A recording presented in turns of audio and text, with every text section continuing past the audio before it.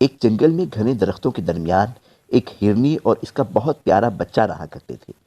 ہرنی کا بچہ ابھی بہت چھوٹا تھا اور اسے اپنے پاؤں پر کھڑا ہونا بھی نہیں آیا تھا کہ اس کی ماں نے اسے جنگل میں رہنے کے طریقے سمجھانے شروع کر دیے۔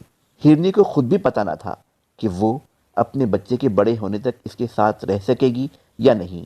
ہر وقت شکاری بندوقیں اور جال لیے ہرن کی تلاش میں جنگل میں پھرتے رہتے تھے۔ شیر، چیتے اور دوسرے درندوں کا خطرہ الگ پریشان رکھتا تھا۔ ہرنی بس ذرا سی آہٹ پر اٹھ دوڑتی۔ وہ اپنے ٹھکانے سے زیادہ دور نہیں جا سکتی تھی کیونکہ اسے اپنے ننھے منھے بچے کی فکر لگی رہتی۔ ننھا ہرن خطرے کے وقت سہم اور سمٹ تو جاتا، مگر ابھی اس میں اتنی طاقت نہیں آئی تھی کہ ماں کے پیچھے پیچھے اپنی جان بچانے کے لیے بھی دوڑ پڑے۔ ایسے میں ہرنی اسے اونچے اونچے پودوں اور جھاڑیوں میں چھپ جانے کا اشارہ کرتی اور خود جست لگا کر شکاری کی پہنچ سے دور نکل جاتی۔ ہرنی کو بڑی شدت سے اس دن کا انتظار تھا جب ننھا ہرن اتنا بڑا ہو جائے گا کہ اس کے ساتھ سیر کرنے جنگل میں نہر کے کنارے جا سکے گا۔ کچھ عرصے بعد ننھا ہرن اپنی ماں کے پیچھے پیچھے جنگل میں دور تک چلا جاتا۔ وہ دیر تک کھلے آسمان تلے دھوپ میں بیٹھے رہتے یا نہر کے کنارے گھاس چرتے رہتے۔ ماں نے اپنے بچے کو جست بھرنا اور اونچی اونچی گھاس میں دم سادھ کر چھپنا سکھا دیا تھا۔ ہرنی اپنے بچے کو جان بچانے کے سارے گر ایک ایک کر کے سکھا رہی تھی۔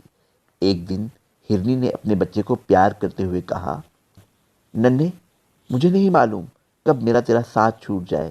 یوں تو جب تم بڑے ہو جاؤ گے تو خود الگ راستہ اختیار کر لو گے اور تمہاری حفاظت کی ذمہ داری مجھ پر نہ ہوگی، لیکن ہو سکتا ہے اس سے پہلے ہی کوئی مصیبت مجھے تم سے الگ کر دے۔ بچہ ماں کی باتیں بڑی غور سے سنا کرتا۔ ماں اسے سمجھاتی، جہاں بھی خطرہ ہوتا ہے دل کو فوراً کھٹک ہو جاتی ہے، بس ہمیشہ دل کی آواز پر دھیان دینا، کان کھڑے رکھنا اور جان بچانے کے لیے بھاگتے وقت بند اور تنگ راستوں کے بجائے کھلی اور کشادہ جگہوں کا انتخاب کرنا۔ اونچے ٹیلوں سے گزرو تو وہاں ٹھہرنا بالکل نہیں کہ اونچی جگہ پر سب کی نظریں پڑتی ہیں اور نشانہ صاف لگتا ہے۔ ہرنی نے اپنے بچے کو ایک اور بڑے کام کی بات بتائی۔ دیکھو، تم ہرن ہو، بہت کمزور، نازک اور خوبصورت۔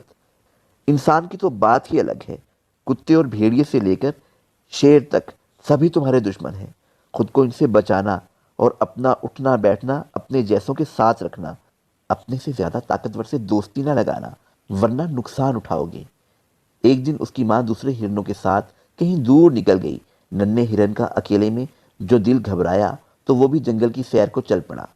چلتے چلتے وہ ایک ایسی جگہ پہنچا جہاں سوکھی گھاس کے ڈھیر پر سنہری دھوپ میں شیر کے 3 چھوٹے چھوٹے بچے اچھل کود رہے تھے۔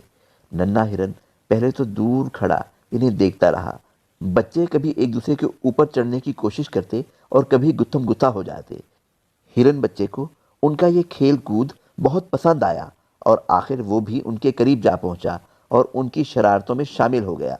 شیر کے بچوں نے اس نئے ساتھی کا خوشی سے خیر مقدم کیا اور اسے بھی اپنے ساتھ کھیل میں شامل کر لیا۔ وہ اسی طرح دیر تک کھیلتے رہے۔ پھر ننھے ہرن کو اچانک اپنی ماں کا خیال آیا اور وہ واپس آ گیا۔ اس کی ماں واقعی اس کا انتظار کر رہی تھی اور خاصی پریشان تھی۔ ننھے ہرن نے خود ہی ماں کو بتا دیا کہ وہ اتنی دیر کہاں رہا ہے۔ ہرنی کا دل دھک سے رہ گیا۔